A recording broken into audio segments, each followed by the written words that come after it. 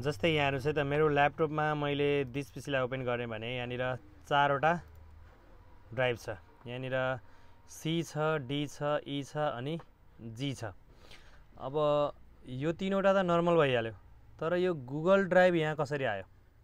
यहाँनिर तपाईको यो गुगल ड्राइभमा भएको जति पनि कुराहरू छ नि, तपाईले यसबाट नर्मल्ली आफ्नो कम्प्युटरमा रहेको सी अथवा डी अथवा ई कुनैमा पनि यसमा भएको डकुमेन्टहरू, फोटो, भिडियोहरू अथवा डकुमेन्टहरू कुनै पनि चिजलाई यहाँबाट यता शिफ्ट गर्न सक्नुहुन्छ अथवा यहाँबाट यता शिफ्ट गर्न सक्नुहुन्छ भने, अनि यतापट्टि जति पनि तपाईको डेस्कटप अथवा ल्यापटप, कम्प्युटर कसैमा पनि छ भने यसलाई यसमा भएको भिडियो, फोटो अथवा कुनै पनि डकुमेन्ट, कुनै पनि फाइलहरूलाई तपाईले नर्मल्ली यसमा लान सक्नुहुन्छ, कपी पेस्ट एकदमै सजिलो तरिकाले।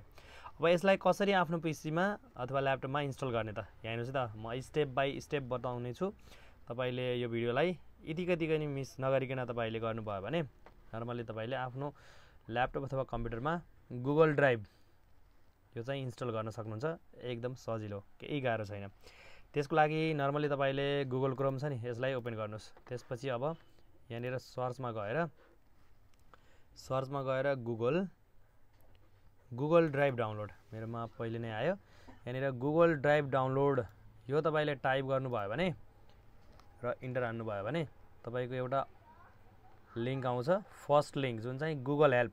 यहाँनिर तपाईले हेर्नुभयो भने यहाँनिर गुगल हेल्प भनेर देखाएको छ हो। त्यसपछि यहाँनिर इन्स्टल ड्राइभ फर डेस्कटप। अब यसलाई नर्मली तपाईले क्लिक गर्नुभयो भने अब यहाँ हेर्नुस् है त, फेरि तपाईले स्क्रोल डाउन गर्नुभयो भने यहाँनिर डाउनलोड फर विन्डोज, यहाँ तपाईले देख्न सक्नुहुन्छ डाउनलोड फर विन्डोज। यो तपाई म्याकबुकमा गर्दै हुनुहुन्छ भने यहाँनिर डाउनलोड फर म्याक, पीसी अथवा ल्यापटपमा गर्दै हुनुहुन्छ भने डाउनलोड फर विन्डोज। त्यसपछि यसलाई नर्मल्ली क्लिक गर्नुस्। अब यहाँ क्लिक गरिसकेपछि अब यहाँनिर तपाईले देख्न सक्नुहुन्छ गुगल ड्राइभ सेटअप। यो मेरो अलरेडी पहिला यिनीहरू डाउनलोड छ। यसरी तपाईकोमा पनि यो डाउनलोड हुन्छ। यहाँ चाहिँ सजिलो तरिका, केही गाह्रो छैन। अब यो नर्मली डाउनलोड भइसकेपछि तपाईले यसलाई सेटअप गर्नुपर्ने हुन्छ। सेटअप पनि केही गाह्रो छैन, एकदमै सजिलो छ। यसमा तपाईले डबल क्लिक गर्नुभयो भने यो डाउनलोड भइसकेपछि डाउनलोड भयो।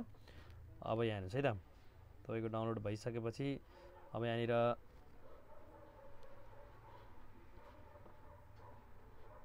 ओके, अब यो यहाँनिर एस अर नो, त्यसपछि अब तपाईले यसलाई एस गर्नुस्।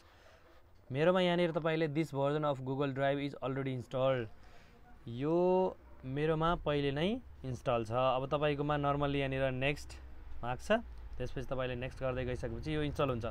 इन्स्टल भइसकेपछि तपाईको यहाँनिर देखाउँछ, इन्स्टल भइसकेपछि यसरी देखाउँछ। अथवा तपाईले यहाँनिर देखाएन भने सर्चमा गएर सर्च गरेर हेर्न सक्नुहुन्छ गुगल ड्राइभ भन्ने। अब यसलाई चाहिँ तपाईले नर्मली ओपन गर्नुभयो भने तपाईले आफ्नो जीमेल एकाउन्ट कुन चाहिँ तपाईको गुगल ड्राइभमा लगइन छ, यो त्यो जीमेल एकाउन्टलाई हानिसकेपछि इन्स्टल हुने बित्तिकै यहाँ पनि आउँछ हैन।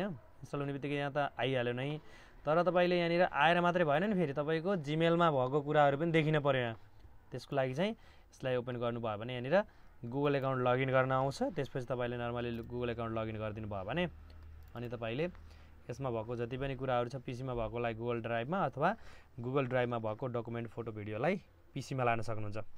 एकदमै महत्त्वपूर्ण फिचर। यदि तपाईले पनि यसरी नै गराउन चाहनुहुन्छ भने यो भिडियोको मद्दतदेखि यसरी गराउन सक्नुहुन्छ।